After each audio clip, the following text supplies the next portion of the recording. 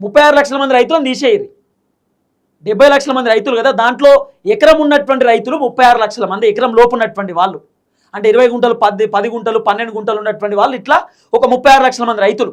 ఈ 70 లక్షలలో 30 లక్షలు తీసేయరు అంటే దాదాపు ఒక 40 లక్షలు, 40 లక్షలు వేసుకోరి. ఈ 40 లక్షల మంది రైతులలో మీకు ఎన్ని ఎకరాలు ఉన్నా కూడా 3 ఎకరాలకే పడతాయి.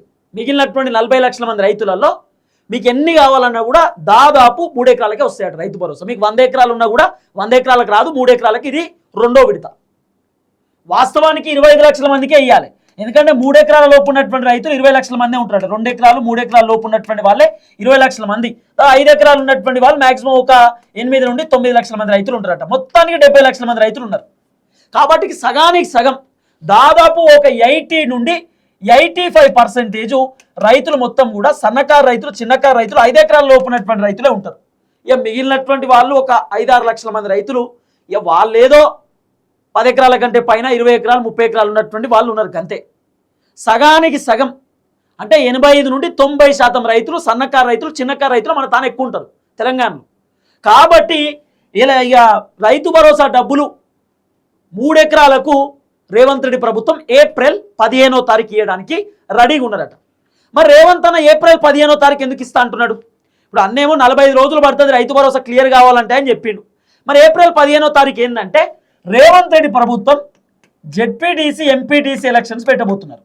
ఎంపీటీసీ జెడ్పీటీసీ ఎలక్షన్స్ ఏప్రిల్ 15వ తారీఖు తర్వాత పెట్టబోతున్నాడు. ఇప్పుడు ఏప్రిల్ 15వ తారీఖే రైతు భరోసా 3 ఎకరాలకు ఎందుకు అంటే ఎలక్షన్ కంటే ముందు రైతు భరోసా ఇస్తే జనాలు గుర్తుపెట్టుకుంటారు, జనాలకి యాద ఉంటాం. మొన్ననే మాకు రైతు భరోసా వచ్చింది, ఇక ఖచ్చితంగా మనం ఓట్లు వేయాలని చెప్పి జనాలు అనుకుంటారు. కాబట్టి రేవంత్ రెడ్డి రైతు భరోసా డబ్బులు వేసిన తర్వాతనే ఎలక్షన్స్లోకి పోవడానికి రెడీగా ఉన్నాడు. అట్లా మినిమం 7 ఎకరాలకు రైతు భరోసా ఇవ్వడానికి రేవంత్ రెడ్డి సిద్ధమవుతున్నాడు. మినిమం 7 ఎకరాలు ఇచ్చి ఎలక్షన్లోకి పోతాడు. ఏప్రిల్ 15వ తారీఖు తర్వాత ఎలక్షన్ షెడ్యూల్ మ్యాక్సిమం మేలో ఎలక్షన్స్ ఉండబోతున్నాయి. మ్యాక్సిమం మేలో అంటున్నారు. నాకున్నటువంటి సోర్స్ అయితే నేను తెలుసుకుంటే ఏప్రిల్ 20వ తారీఖు ఎలక్షన్ జరిగే అవకాశం ఉంది. ఏప్రిల్ 20 లేదు 25, మ్యాక్సిమం 25 అనుకుంటున్నాం. ఏప్రిల్ 25వ తారీఖు ఎంపీటీసీ జెడ్పీటీసీ ఎలక్షన్స్ జరిగే అవకాశాలు కనబడుతున్నాయి.